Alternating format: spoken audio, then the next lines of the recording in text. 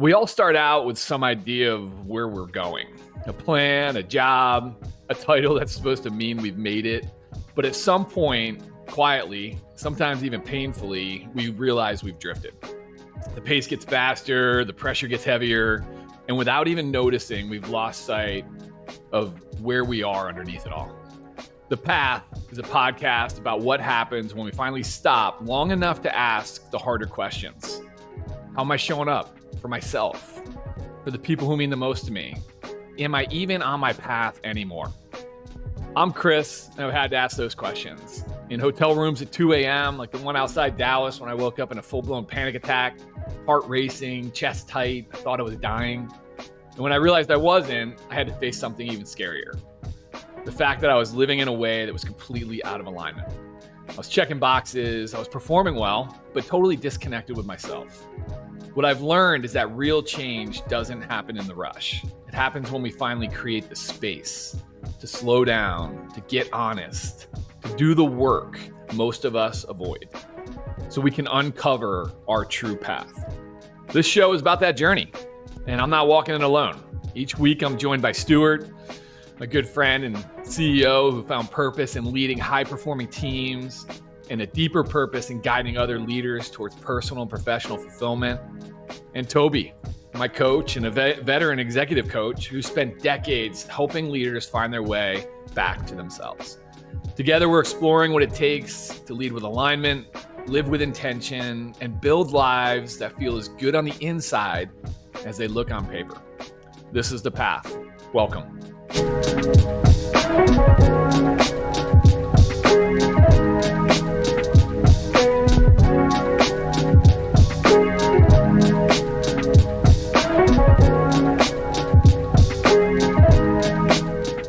Stu, Toby, how you guys doing today? I'm doing great. Appreciate the check-in. I miss these podcasts so much. You know, I know we're a couple episodes into the new season, but I look so forward to this time with you guys, just to sit and collaborate, think, and check in with each other. So I'm coming here fully present. I definitely I miss this conversation. We have them offline plenty, but I think there's a lot of value in talking openly like we have been. So I'm glad to be here. I feel very honored to be here. Agree. Yeah, great check-in, Chris, and you, Stu, as well. I had mentioned to you guys prior to this podcast that one of the things that I wanted to just, as I walk in today, our podcast today, is just some of the feedback that I've been getting from some near and dear friends of mine about the podcast. So I echo Stu, like you said. I'm excited to get back to it, and for me, it's always been just three friends doing something. Yes, from a business perspective, there's a rhyme or a reason to a degree of it, but really just enjoying these moments to, in our own rights, maybe slow down, talk about a few topics, but really, spend time with one another and connect and communicate and talk about some good things. I mean, one of my good buddies had referenced to me. He's like, "Man, I feel like I need a nap after I'm listening to you guys." And he has a commute back and forth to work, and he's able to listen to the entire episodes, and he's like, I really just appreciate you guys talking about things that are on my mind as a man, on my mind at the age that I'm at, as a father, as a husband, as a son. It's really made an impact on me. And he goes, it is heavy, and but I do like when you guys just show up and also make it fun, and you're real about what's going on in your lives, because there's a lot of overlap on what's happening in my life. So that was one, real near and dear friend I've known all my life, my good best friend. And, I've heard from a couple others also recently. So I'm just pleased by that. Me, you guys know me real well. And I think the audience is getting to know us really well. And for us to make an impact, we work really hard to help people make impacts in their lives, but for us to impact people is there's something really beautiful about getting that kind of gift, to know that you are. So in a small little window, a moment I've had multiple people, not completely related, just come forth and just talk about the podcast. So I'm proud of us, and I'm proud that it's making some level of an impact and meaning something to some people, which is awesome. Love that, man. Isn't that good feedback, man? Isn't that weird feedback that it's heavy? Because this is we live it and we're so comfortable talking about it and stuff, but that's just really good feedback. It kind of grounds us a little bit to realize that not everybody's where we are. But when you told me that the other day, I was like, heavy? I don't feel like I don't know. Maybe we get into some heavy stuff, but that's just good feedback. Well, it is. And Kath, my wife being being a lot into the therapy world and whatnot, she's like, hey, good luck on your podcast today. And remember, make it fun and heavy. And that's what she left me with. And I was like, wow, all right, cool. Fun and heavy. How do you do both of those? But I do put that out as a challenge to all three of us. Yeah. Let's make sure that we keep doing it. And I think we do. But let's keep honoring that, because I don't want to pull back from the heaviness of the real world and the life, but I also don't want to step away from how much fun is.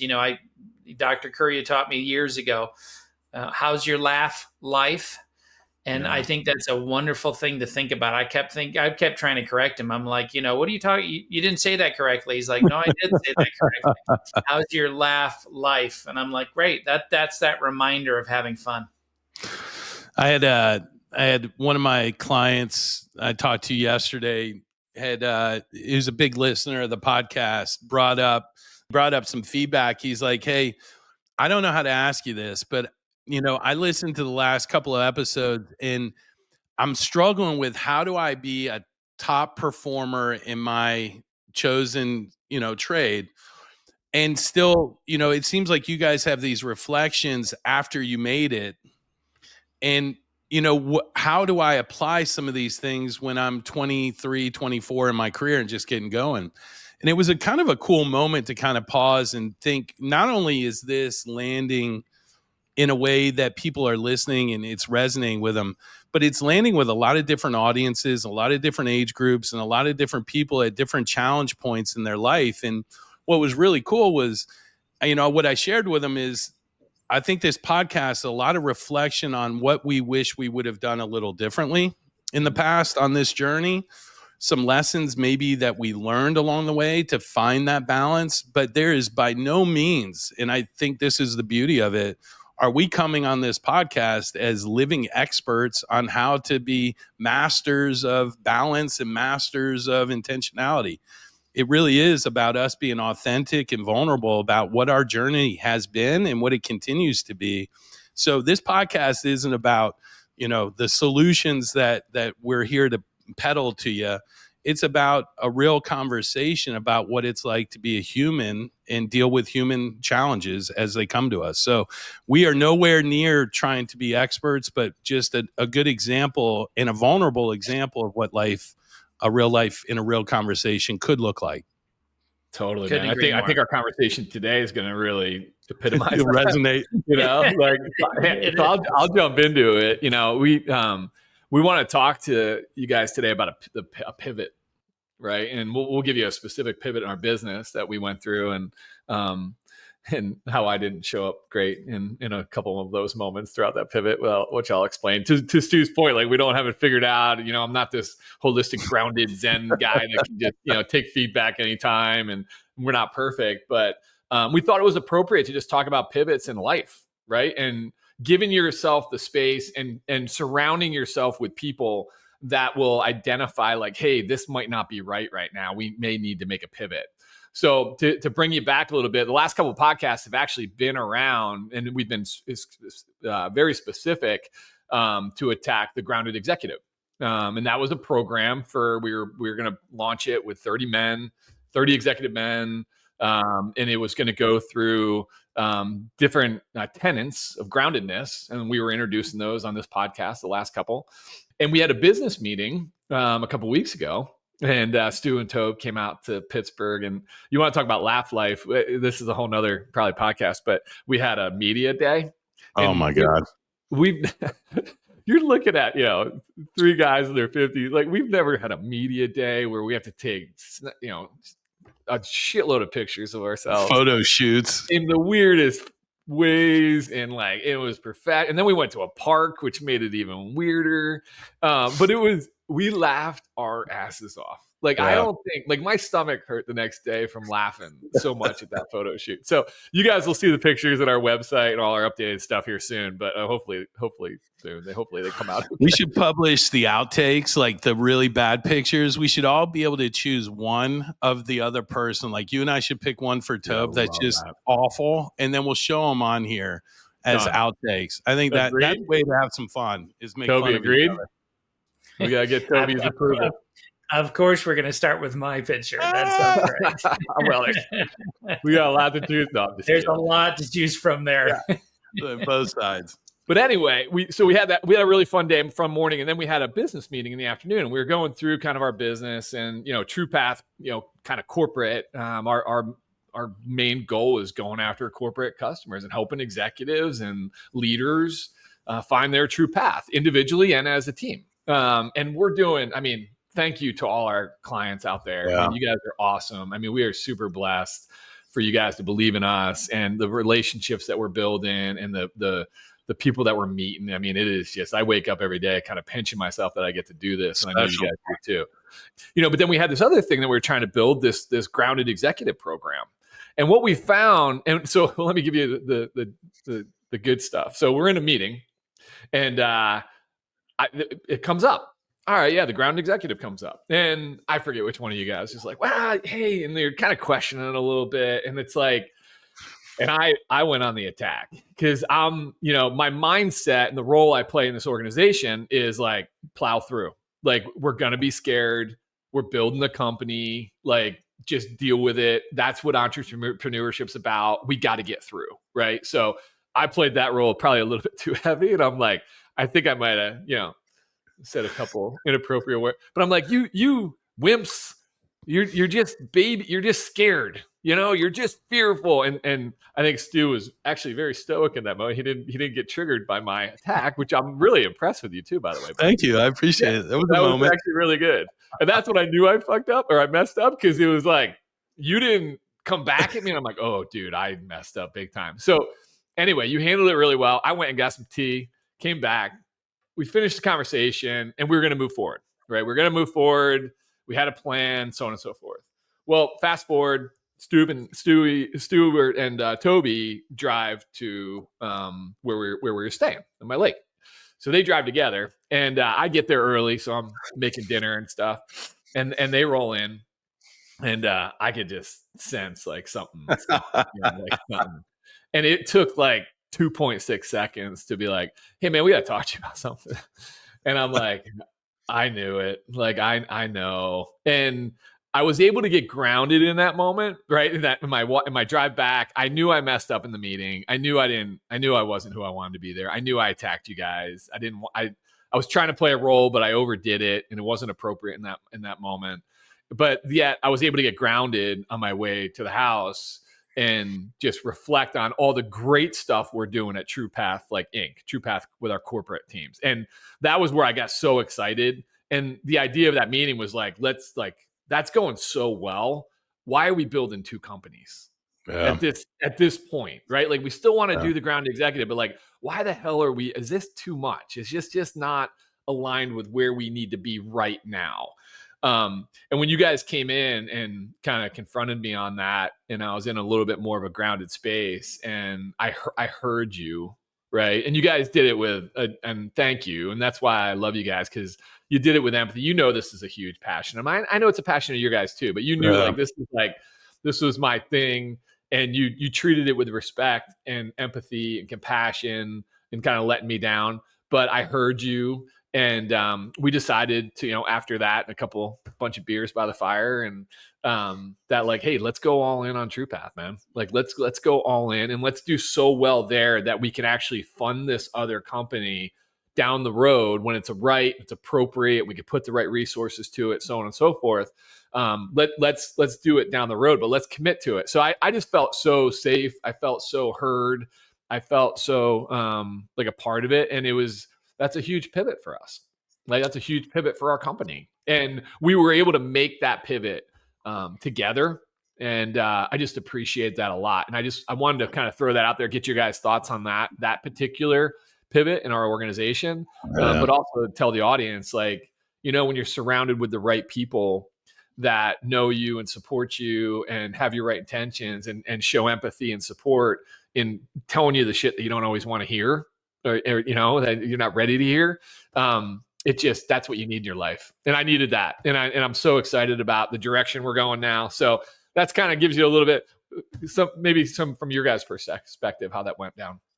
Yeah, well, Chris, I think that one, thanks for articulating it the way you did and telling the story like you did from your point of view. I think it says a lot about you, to be honest, how passionate you are about things and how convicted you were and are about this, as we are as well. And then to be able to, take the feedback and, a couple iterations of that, a couple different times of those conversations. And you, I think, appropriately pushed back where I believe that you really stuck to your guns, which was good. But then, then you started to kind of come around. And then I think also Stu and I could speak for myself. I had to learn how to come at this in a different way as well, from a more of empathetic understanding of kind of what it would be like to be you through this, rather than just feeling overwhelmed, because my trigger points were overwhelmed, and these guys know this. I'm learning this as we're building this business on how easy that is for me, where I didn't know I get so overwhelmed so quickly. So I just appreciate how you handled it and how we handled it. And I do mean that very sincerely. I'm curious about, and I do want to hear from Stu on that, but I'm curious, Chris, before how you handled it, and then that last time how you handled it was very different. You referenced about being grounded and hearing it differently or responding differently, but I think that's a wonderful teaching or something to bring back up of like, how did you go through your own kind of progression on that? Hey, I knew you guys were driving up. I had my own drive. We got there. You already kind of sensed it. But the way I didn't feel like you went in a way that it was kind of like, I'm going to take my bags and do this without you guys and screw you guys. It was really much more of you actually were a really good partner in meeting us in the middle where we all collectively wanted to land, which is it's just a not now moment rather than a not ever. And also, and we're going to do it regardless. So I'm just curious on how anything on top of mind. I know I'm putting this on the spot there, but I think a lot of people go through that, especially when they're convicted in something. And then how to be able to really kind of see that exact same conversation in a different light. There might be something there that would be worth the audience hearing. Yeah, it's funny. 5 years ago, man, that conversation would have derailed me for weeks, maybe. Yeah. Right. Like I would have been mad at you. I would have taken my ball on home. I would have attached a lot of unneeded emotion to it, and I was able to just kind of reset. I've been using that word a lot lately. Like, how do we reset? Like, I'm feeling triggered. I'm feeling I didn't like how I showed up. So that was my trick. Like, I didn't like how I showed up in that moment to you. I knew that. I knew I was trying to play a role that I need to play for our company and my partner, like to get through the fear. We got this. We got the optimist, right? Like that's my role I play on this team. I know that, but I realized it didn't feel right in that moment to play that role. And so I kind of got to, and I went, Toby, to be honest with me, I was ready to be like, there was a moment where I'm like, screw them. I'll just do it myself. Right. There was I had to go through that. And then I'm like, that doesn't serve anybody. Like that doesn't. So I just was able to give myself space. That was, and again, we talk about that a lot with the people we coach. It's like, we don't give ourselves space enough. And that ride home, realizing I didn't show up the way I wanted to show up, having an opportunity that I don't get that much time with you guys. I know I wanted to be present at the lake with you guys and just I love being with you. So I didn't want to let that spill in. And I got an opportunity to redefine who I wanted to be the second part of this meeting and that time together. And that second part was someone that wanted to be curious, wanted to be vulnerable, didn't want to be that guy that had to plow through, just wanted to listen, to be a good partner. And that's where I was able to kind of meet you guys where you were and just kind of surrender to what you were telling me and believe in you and have faith in you guys as my partners. And it was, I'm so glad I did, man. And I'm actually really proud of myself, Toby. I mean, shit, this is the stuff you and I worked on for years, right? When I was an executive, that those triggers and how long they impact you. And it just wasn't able to, I didn't let it impact me that long. Yeah. The only a couple of things, Chris, that last point resonates with me on a multiple levels, because I talk to people about this all the time, but I had a leader And I think, Toby, it might even been you or Dr. Joe that said, how many times do we show up as the 5 o'clock dad versus the 5:15 dad? And that difference between space, right? And creating that space. I walk in the front door so many times in the past, and I've been consumed by my existence, my the world that I've had to navigate for the last 12 to 14 hours. That's my reality. And how I showed up for my wife, my kids, my friends in that moment was a small version of who I authentically am. And it's like, once we get away and we can reflect and be like, I love what you said. Like, I don't want to ruin this trip. I didn't want to ruin the lake house experience. Like, that mattered. I just think it's really an appropriate conversation about just being a human in life, and how many times our first reaction is different than the one that we ideally wanted, and our second reaction is actually the appropriate one. And so it begs this question about space, and how well do we create space in that moment of a pivot? And do we undervalue the importance of that space? And I think we do. I think that rush to action or rush to a decision avoids that moment to kind of process the emotion that we're feeling and that we're dealing with. But the other thing that came to mind, it's like, in that moment with you, Chris, and I think people can relate to this. And what's shocking to me, Toby's going to smile as soon as I bring this up, but my experience in that moment was really unique, because although we were being very honest with you and we were telling you, there was a tremendous amount of emotion for me in regards to not wanting you to be let down or to hurt my friend. And so Toby watched me wrestle with trying to soften that landing. Hey, maybe we could try this. Hey, what if we did this? And it was all in my uncomfort of letting somebody I cared about down in my perception in that moment. And I think when we talk about authenticity and honest dialogue in relationships, thank God Toby was there to remind me that, hey, dude, this is what we promised him. We promised him honesty and that accountability, to even, no matter how painful it is, the outcome was so much better than what the perception of the outcome was going to be. And the fear that I stirred up in myself and this story I was telling myself. And because of the way Toby communicated, and more importantly, Chris, the way you received it, I just think there's a lot of people that avoid that moment and were where I was, caught up in the insecurities about myself. Had nothing to do with you. It had everything to do with me.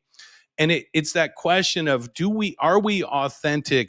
Do we tell people the truth? Not necessarily what they need to hear or want to hear, but what they deserve to hear, that authenticity. And that was that moment for me. And I've known you for 20 plus years. We have a depth. I mean, I don't know that there's any relationship more depth than ours over a long period of time. And I've still found myself in that position of not wanting to let you down and avoiding the honesty in that moment. And so I share that just because that was my experience. Is I found an internal wrestle that was beyond what was going on with you. Yeah. I love that. I think you guys have just nailed a couple great points that I didn't know we were going to get to in this particular podcast, to be honest. One of them to the deep end. Think about, yeah, exactly. My buddy out there, hey, we're going.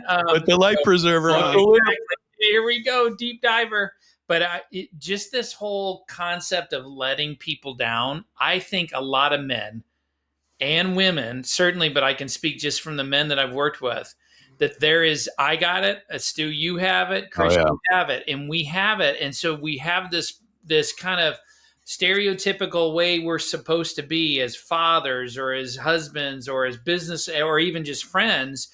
And we just have this great concern of letting people down. And how much does that really then hold us back? How much does it hold us back? And as much as it's a very admired characteristic, I believe, we have to always look at the risk of it all. And the risk of it all is maybe our truth and our honesty with those people we say we care the most about, but we don't want to let them down. It's like, well, then I'm going to save my truth from them.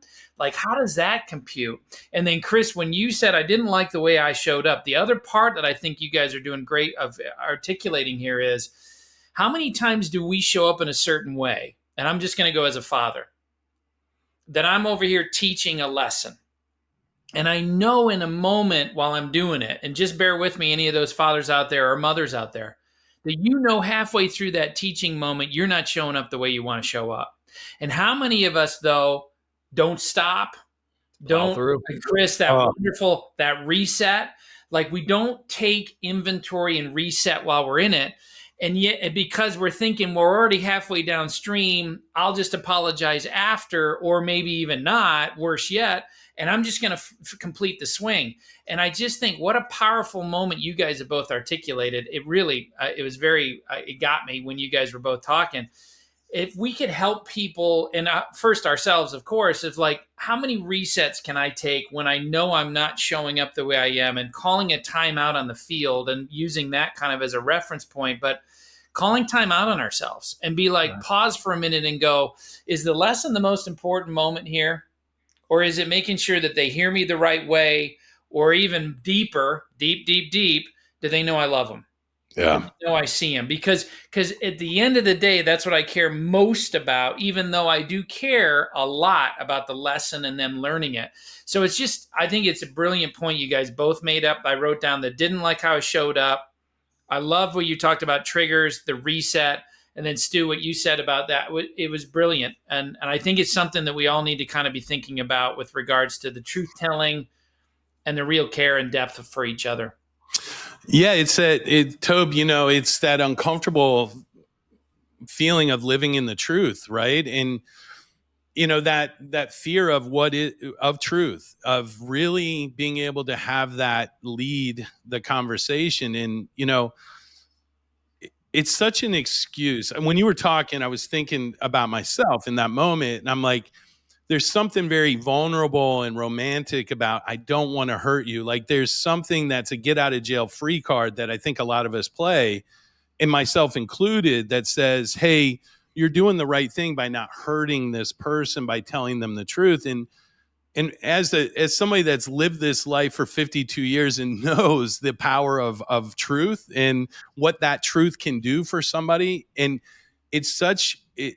I guess where I come to this whole thing is the value in being transparent and being authentic in those conversations, regardless of how they turn out, regardless of the outcome of that dialogue. That power of truth is something that builds that relationship and builds that trust and builds that muscle to be able to have more of them. I mean, again, 20 years of Chris and I talking at all sorts of levels about all sorts of topics. And in that moment, what did I really not want to deal with? I didn't want to deal with his emotion.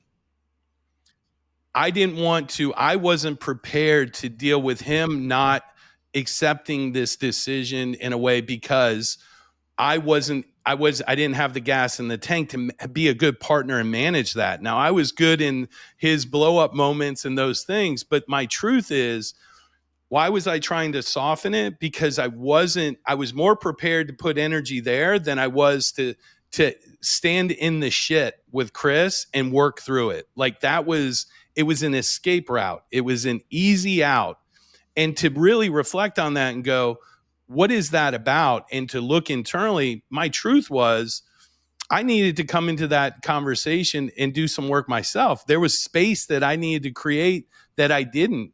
And so my point being is that to be able to have authentic, deep level relationships, truth is the price of entry. And to realize we're signing up for the muck. We're signing up for the suck. We're signing up for the debate because it's worth it. And that's where I think, just calling bullshit on myself a little bit. Yeah, there's something very romantic about not wanting to hurt someone. I will tell you what's even more romantic is getting on the other side of a shitty conversation with someone you care about and being closer because of it. That's the true value of authentic conversation, in my opinion. And that was a great example during this pivot. When you were going through that, I was thinking about just marriages. Like how many people with marriages just don't want to, they just they get tired and maybe we need to do that and talk about the muck that they're getting and they're going into when they get married. Cause that's the truth behind it though, man. But how many people are just kind of like, numb. done putting in the time, and you see marriages falter because of that. It's just kind of sad. And one of the reasons I was so passionate about this, and kind of going back to what you said too, Tobe, is just the tenets, like the content, the teachings that we are going to go through are things that I'm still learning day in and day out. One of the tenets was emotional regulation. And to your point, Tobe, like to be able to stop and assess yourself and how you're showing up and know that you're feeling triggered, and knowing like that, all right, I'm feeling triggered. I know what that usually what happens, right? I know I usually will say something stupid or say, and I'll react based on those emotions, not necessarily who I want to be. To be able to pause in that moment is just so powerful. And I mean, I can't tell you how much trouble I've gotten in and just kind of letting ride my emotions, right? And then the destruction that comes from that. And that's one of the best, like one of the things I love what I get to do is just kind of pay forward. And I've shared that with you guys before. And Toby, you're teaching, you're coaching me, and Dr. Les coached me, and Jim coached me. It's just like, that's helped me so much. So to be able to pay that forward and help other people manage those emotions.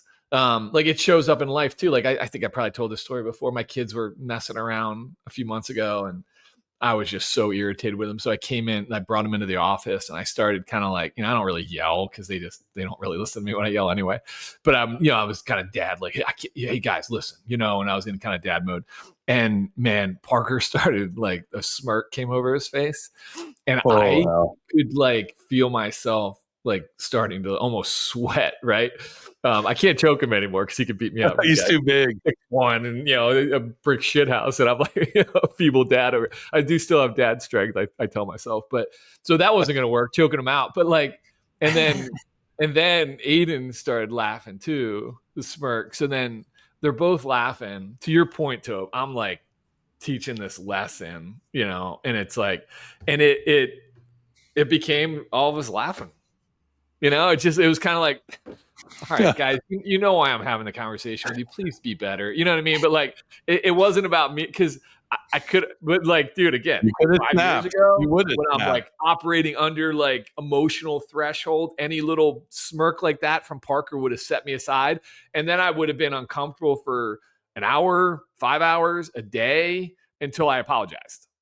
And it's like, I don't want to be that anymore. Like, I don't have that much time with them. So it's like, why not just laugh? It's funny. Like, don't take yourself so seriously. So emotional regulation is a huge one that, I was excited to, and we'll get that content. We're going to take those. We built the program, and it's going to come out, but we're going to also incorporate in some of our teachings and stuff too. So that's that. So that's a big pivot in our professional entrepreneurial lives, right, that we've had to deal with. What about in life for you guys? Any big like pivots? Because I know the people that I talk to, there's this pivot, this reset is a big component to where they are. Because real quick story before I ask you guys where you're going. I got in a cab yesterday, or an Uber yesterday, and I go to the guy. I go, "Hey man, how you doing today?" And I was in a good mood. I was going home, and I go, "Hey buddy, what's going on? How's your day going?" And he goes, "Just like any other day, brother. Just like any other day. I'm working. I'm gonna go home.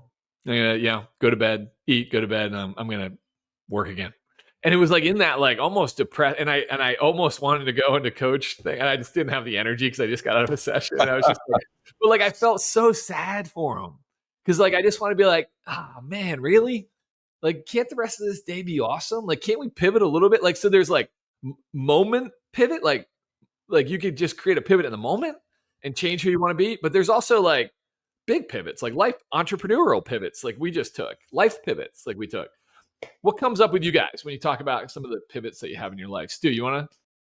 Yeah, I mean, I think it happens a lot. It's especially when you frame it like you just did. I've got, and I've shared on the podcast, a very active inner critic that's constantly chirping in my ear. And so I find I have to do a lot of internal pivots around that voice and around that judgment internally. So yeah, there's that version. And then there's the version of, you brought up wives. Like, I'm blessed. I've been married for 28 years. I've got an unbelievable relationship with my wife, but you talk about a 28-year marriage, there's been a ton of pivots throughout that on both sides. Unfortunately, I think my wife's better at pivoting than I am at times, but I can think, to me, the pivot or the reset is really the foundation of that is awareness, right? Self-awareness and awareness of the environment you're in and the people that you're around, and being knowledgeable, like you said earlier, about catching yourself in the moment. And so, I realized probably about 6 months ago that my wife and I were we were falling into that trap of wake up, Groundhog Day, go back to bed, like this cycle where, to be quite we were apathetic. It was just kind of an unemotional existence in our marriage. Like we were active in our businesses and our lives, but when it came down to us, it was like, where was the fun? Where was the adventure? Where was the laugh life? That laugh life? Where was that, that spark? And so that pivot started to be not about what is she doing wrong. Like, I think my immaturity in the past would directly move me. What does she need to be doing to create all those things? And it was like just this really cool moment of to be able to step back, be self-aware, but then engage in a conversation with my wife that I've never had, which was, hey, do you notice this about us? Have you ever felt this about us? And the curiosity created a conversation that we were both able to look at the reset together.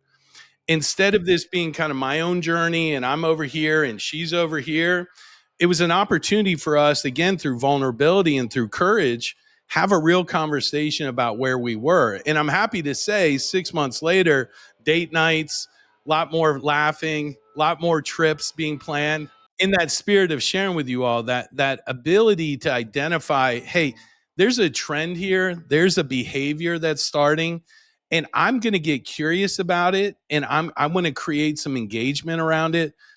And again, going back to use your word, Chris, that idea of space, like creating space for me and creating space for my wife in a safe environment to talk about our shared outcomes that we wanted. But I've had to pivot constantly, relationships with parents as they get older. I'm no longer their kid. At some point we become the parent, and starting that pivot of responsibility and being mad about it, like being super upset that I now have to care for people that I don't feel did a great job of caring for me when I was a kid. And that role reversal, there's a pivot there of saying, time out. You're bringing in a bunch of your old pain, a lot of things that are complicating this. The reality is the role has changed. And now you have an opportunity to build a different relationship, a different interaction. And so again, under your terms, I think pivots are a phenomenal opportunity to reframe the outcomes that we want with a different approach and a different mindset. And so for me, they show up all the time. I miss them when they don't show up. Like I've gotten to that place to where, even this morning we had a call and we had some good banter and we were banging heads a little bit early. And probably 6 months ago, Chris, this, I would have taken the bait on that. And you and I would have been having a nice little round around about it. And it was like, there was that moment where I was like, just laugh. That's what this pivot is. Just freaking laugh, have fun. Yeah. It doesn't need to be all so serious all the time. And I think that's part of this for me too, is that pivot to joy. As much as I pivot to control, I try to pivot to find more joy in whatever the situation is. So anyway, I can ramble on forever, but we love that. That's how I feel about it. We love when you're happy and laughing and not taking yourself seriously. So I like that pivot. I like that too. Yeah, because I like making fun of you. So it's I know it serves us both. That pivot serves us both. So that's good. Yeah, and you know what? A cool pivot that comes after that one is the confidence is so high that I start picking back on you. That's when we know. That's Stuart's true. back is when he can take it and he continues to give it. There's a thing on Instagram right now. It's saying like, I don't know, this woman's saying like friends live longer, do something when they make fun of each other. Like when they have a healthy relationship and they poke fun and they can actually do that together. So I agree with it. I enjoy it. So what about you, buddy? Yeah, I think thanks for sharing, Stu. It's really well said. I love how you brought Shelly in that relationship. And then I like the pivoting towards joy.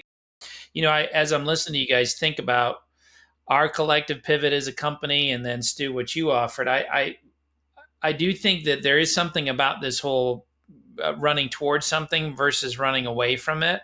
And pivot for me, and you guys have articulated already, is a change. It denotes like there's a moment in time. And I wouldn't here to say that every change is always going to be successful. Frankly, you're probably would have probably done it a little differently. And every pivot you would have done, you could go back time and time again and say, even though I was successful here, or I started down the right path, I probably would have done it differently, or said it, or I would have done it earlier. I would have.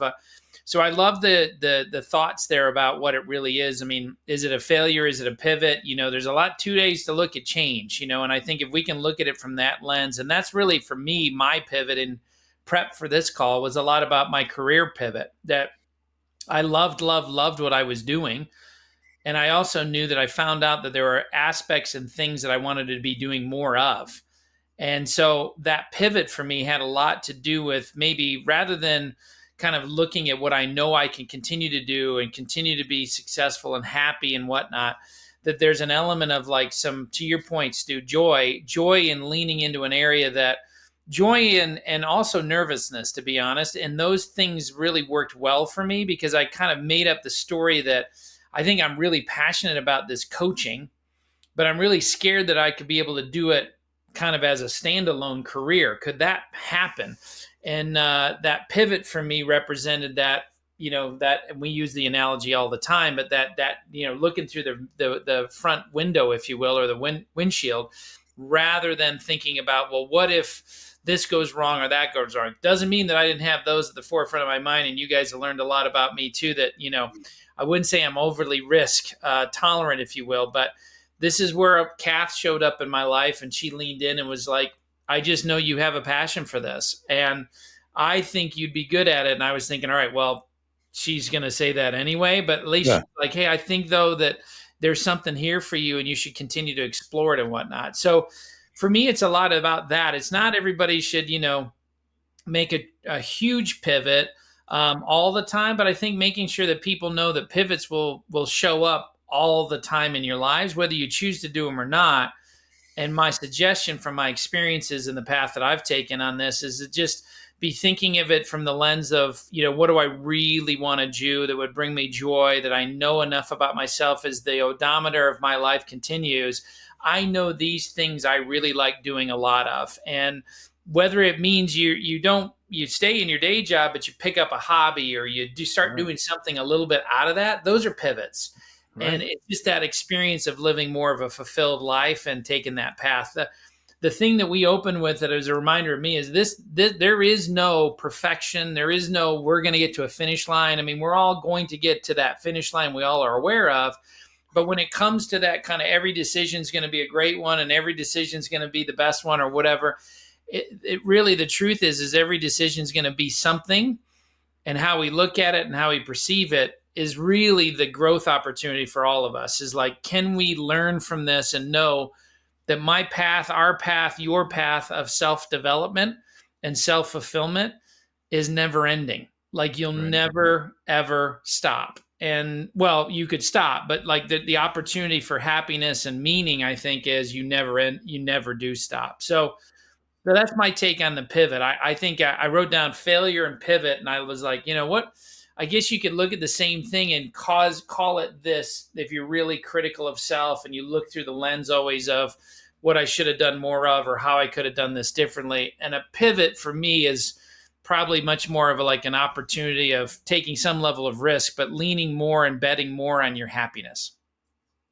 I love it, man. That's it, listening to your body, listening to your emotions, listening to your feelings. Are you happy? Are you, and I think we go back, and by the way, we might have to change the pivot to joy comment. I don't know if my wife's name's Joy, and I was waiting for one of you guys to be like, yeah, I'm going to pivot to joy. Let's not all pivot to joy. Okay. I'll pivot to joy. You guys find someone else to. Hey, that took a whole new meaning for me, and I'm running with it. So yeah, pivot to happiness. Pivoting to joy. We're all pivoting to joy. Everybody's pivoting to joy. Yeah. I'm going to pivot to joy.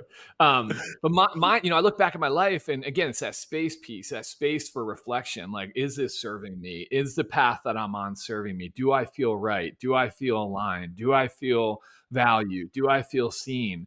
And I look back at the different pivots that I've had in my life, and one of the big pivots I had in my life was actually college. Right, I went to college for soccer, Division II school out in, it's called East Stroudsburg, and I was just so burnt out by soccer. I got there, I went to training camp and stuff, and I was injured, and I just hated it.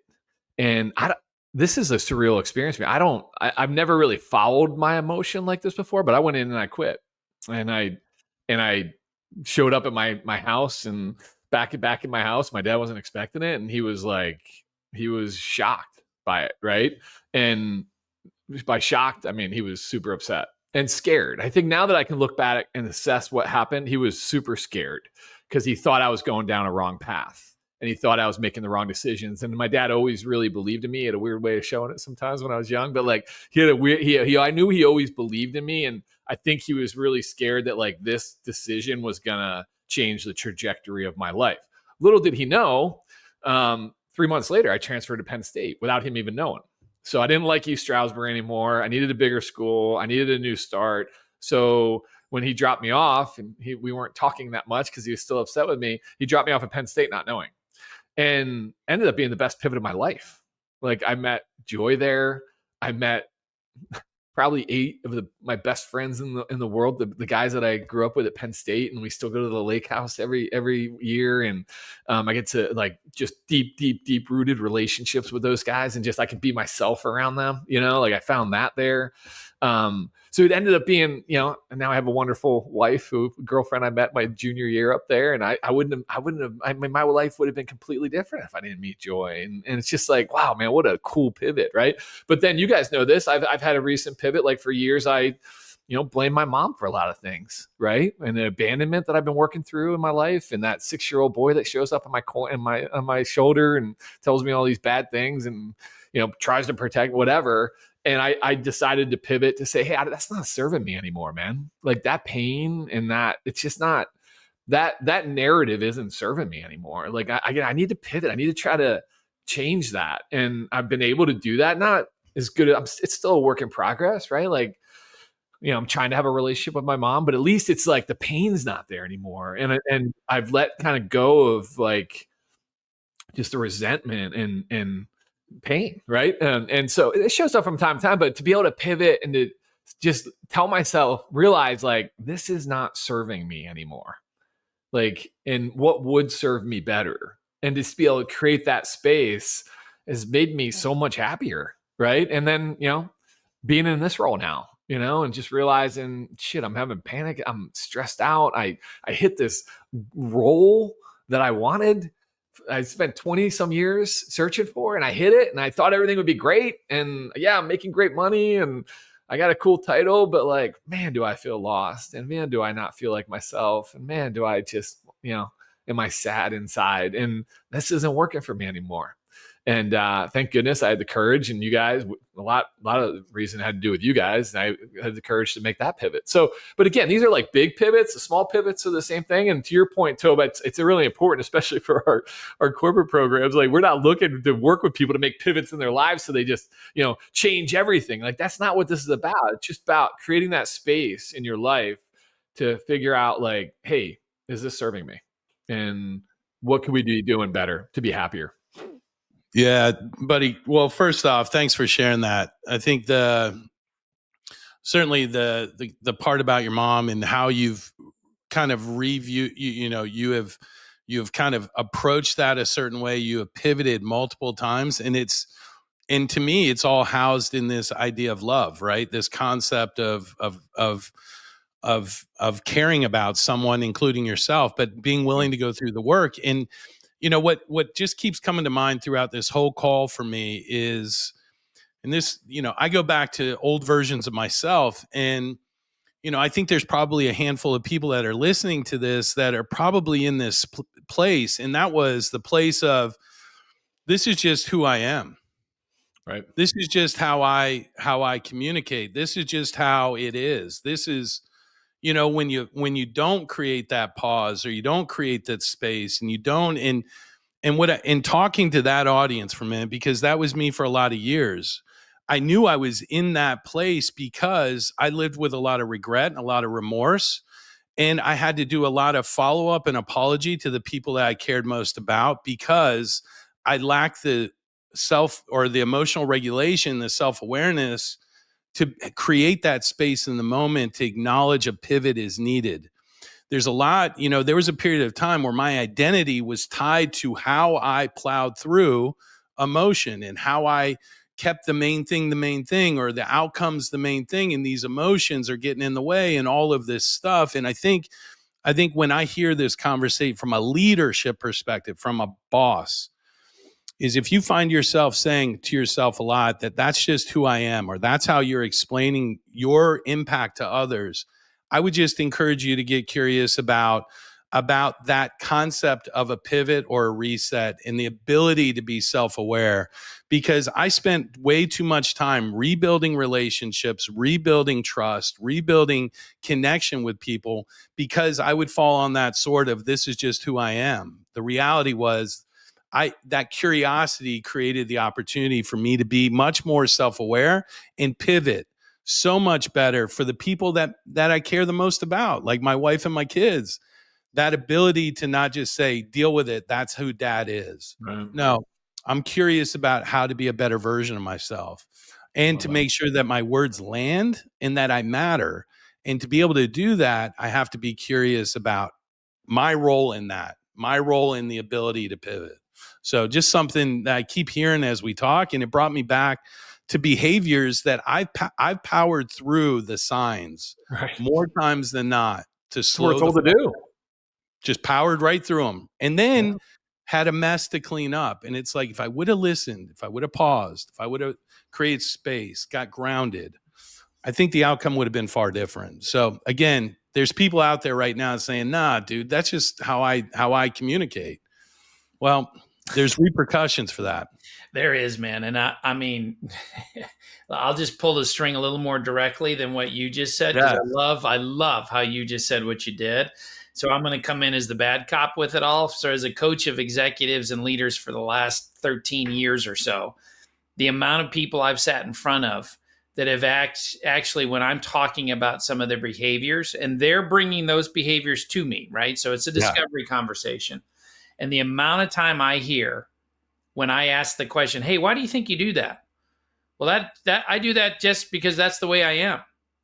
And I literally in that moment lean into them and say, can I offer you a reframe on that? And they're like, well, how do you reframe something that is so absolute? And I'm like, this is who you choose to be. Yeah. And you need to hear me say that loud and clear. Now, they don't love that one bit. No.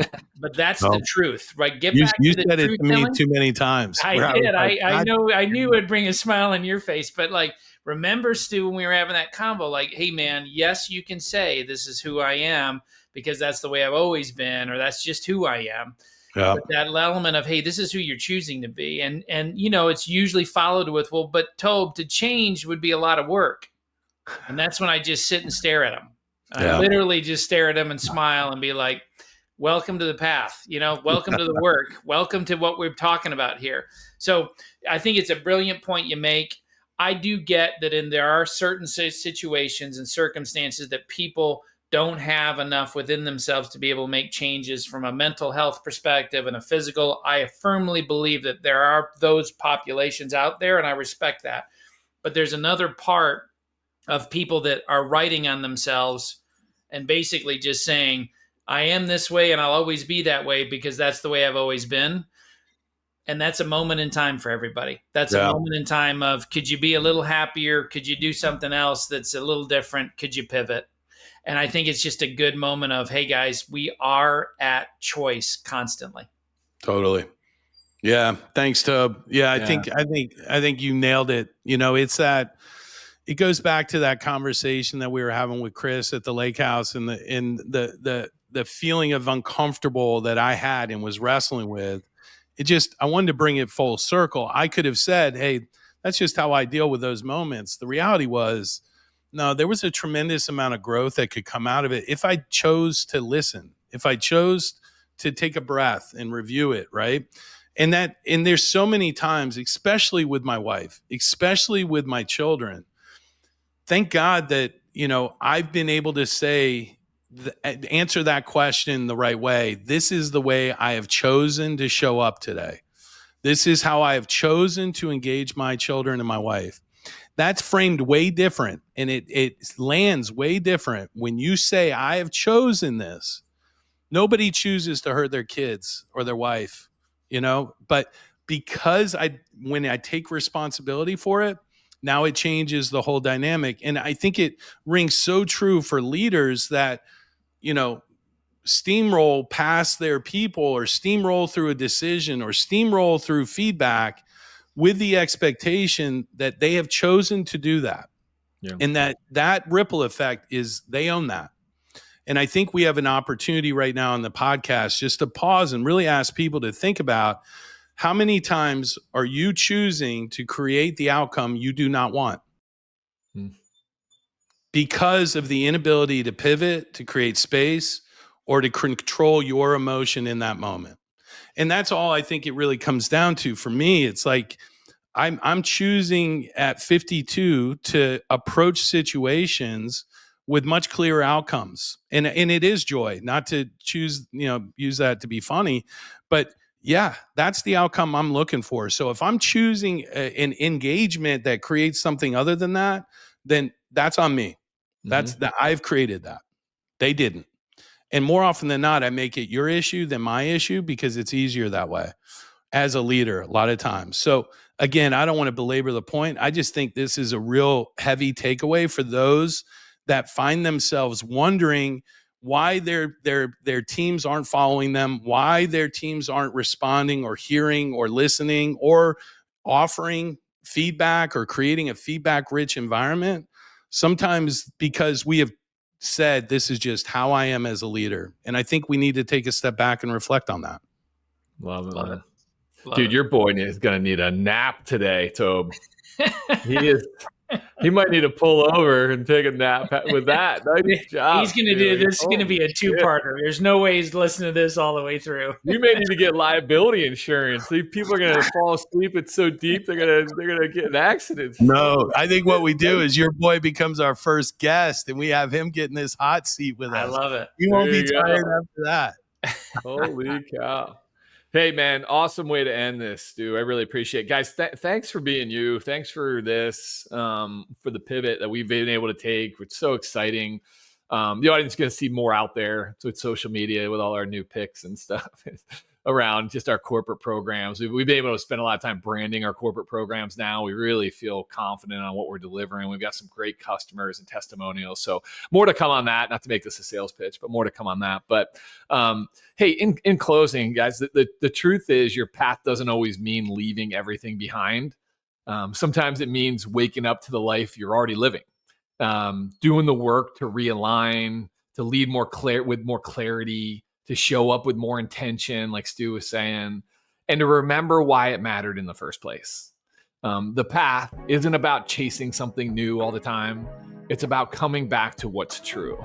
So thanks for being with us today. If this conversation helped you see something more clearly, share it, reflect on it, sit with it, talk to us, write comments, let us know how it impacted you. And whatever your next step looks like, walk it with purpose. And we'll see you next time on The Path.